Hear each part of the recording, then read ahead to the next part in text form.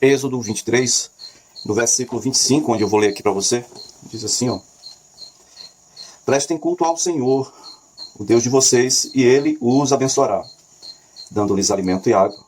Tirarei a doença do meio de vocês, da sua terra, nenhuma grávida perderá o filho, nem haverá mulher estéril. Farei completar-se o tempo da duração da vida de vocês.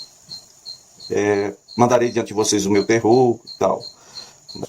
É que diz bem claramente: tirarei a doença do meio de vocês. Anteriormente, Deus tinha falado, Ele tinha prometido que a Israel, que se Israel fosse obediente, Deus não faria vir sobre Israel nenhuma das pragas ou das doenças que tinham vindo sobre o povo do Egito. Agora, a menção aqui é diferente, né? Está falando sobre algumas enfermidades existentes. Essas enfermidades seriam tiradas de entre o povo. Tá certo? A condição é a mesma. É se me ouvir e me obedecer. As promessas de Deus quase todas têm essa condição. Eu quero que você observe bem, não é um caso, um fato isolado, mas isso aqui chega a ser um princípio de Deus, né? Vamos dizer assim. Se você quer e você me ouve, você vai ter o melhor dessa terra. Mas se você recusar e se você for rebelde, você será destruído pela espada, porque a boca do Senhor disse, Ele já determinou. Tá certo? E aqui no caso, Êxodo 23, 25,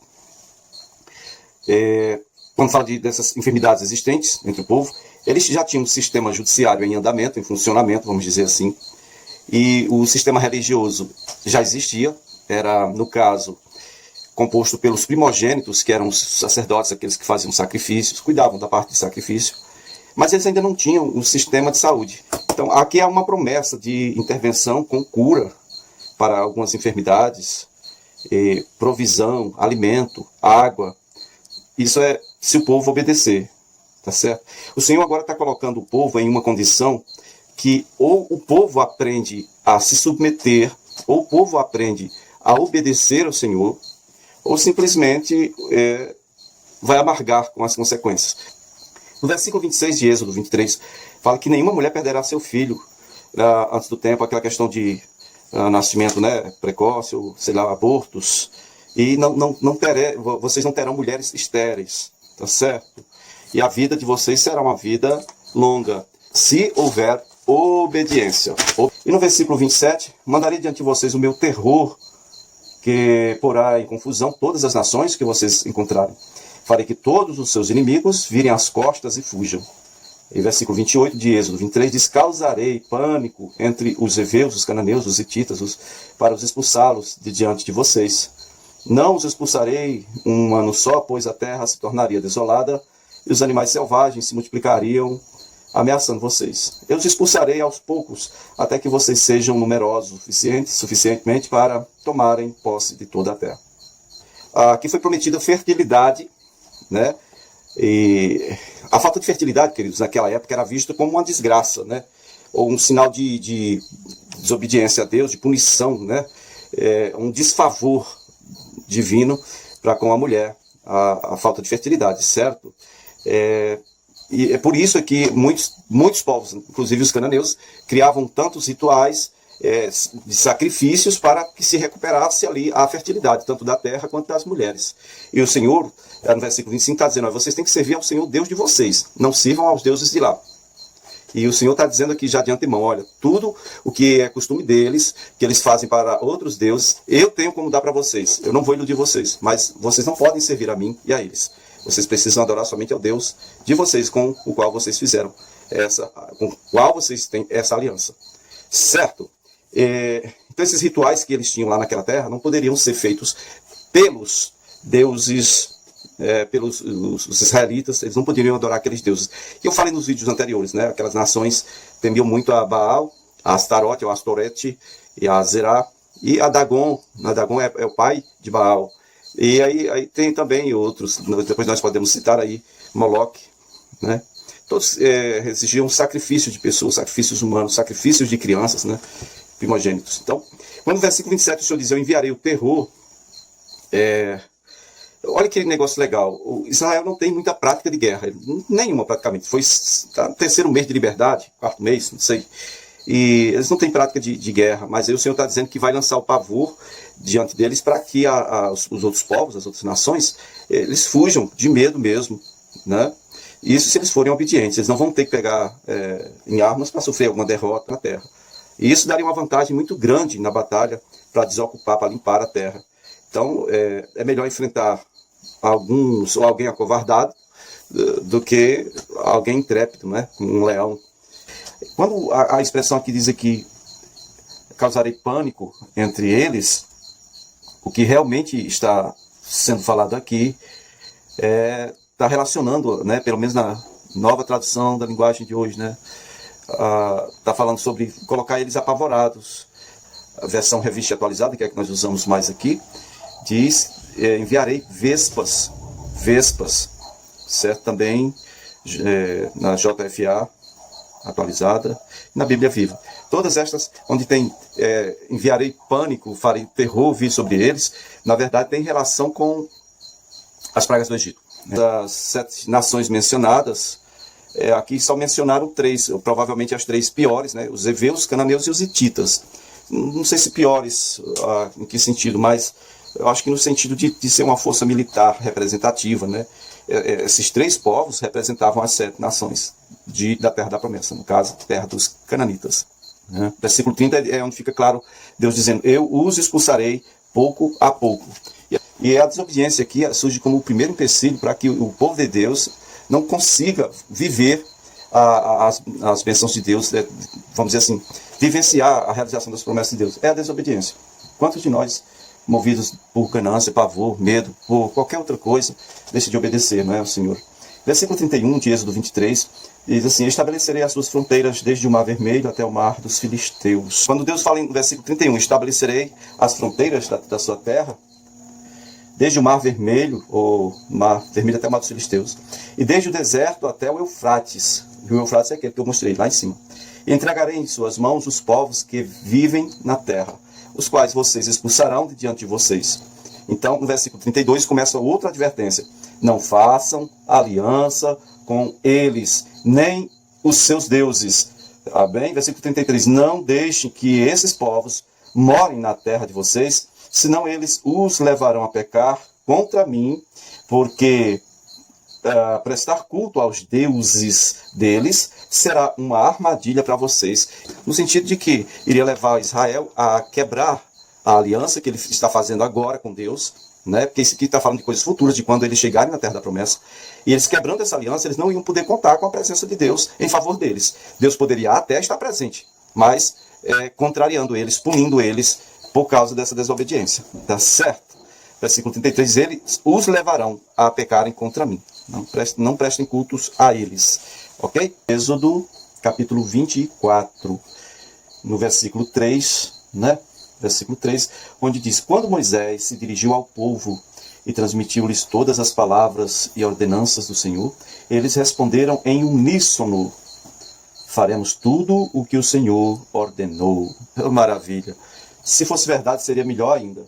Sabe quando você e eu, quando todos os seres humanos têm interesse em alguma coisa e a gente não olha direito, a gente não mede, a gente não pesa para ver se vai dar para levar o trem até o fim. A gente simplesmente tem um interesse e a gente quer aquilo, então a gente fecha o negócio. Não, eu quero isso. Né? Foi isso que eles fizeram aqui. Versículo 3, o povo agora disse, olha, nós todos iremos fazer tudo o que o Senhor ordenou. Eles estão, em outras palavras, dizendo, nós não iremos nos envolver com outros deuses. Nós não iremos entrar em contato, nem fazer alianças com esses povos. Povos que o Senhor nos ordenou que fossem expulsos da terra. Nós não iremos cair nessa armadilha. E assim nós teremos sempre a presença do Senhor conosco, nos abençoando da forma que nós precisamos ser abençoados. E eles estavam então de acordo com tudo que o Senhor determinou, conforme está escrito aqui.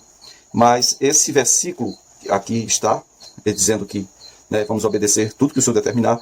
Tem um outro igualzinho lá em Êxodo 19, versículo 8. Se você for olhar no Pentateuco inteiro, Pentateuco, nos 5 primeiros livros da Bíblia, você vai ver... tipo assim, a continuidade não é um desdobramento do decálogo.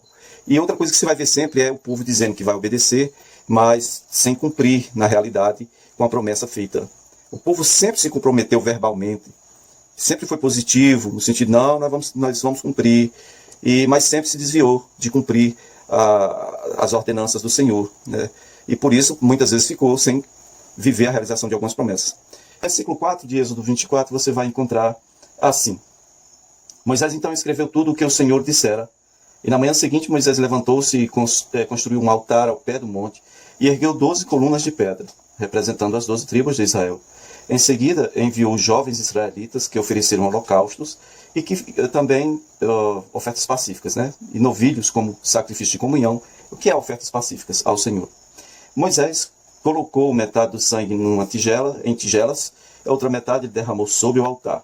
Em seguida, ele leu o livro da aliança para o povo, e eles todos disseram: faremos fielmente tudo o que o Senhor ordenou. Então depois Moisés aspergiu sangue sobre o povo, dizendo: este é o sangue da aliança que o Senhor fez com vocês, de acordo com todas estas palavras. Mas no versículo 4, quando dizia que Moisés escreveu tudo o que o Senhor disse para ele, é o primeiro relato, é a primeira, vamos dizer assim, a primeira vez que nós vemos na história aqui sobre a questão de um livro, né? Moisés, ele escreveu. Moisés, o primeiro livro que ele escreveu foi o livro da aliança, né? Da antiga aliança, o pacto mosaico, a aliança do Monte Sinai, e assim a gente chama de várias formas, né?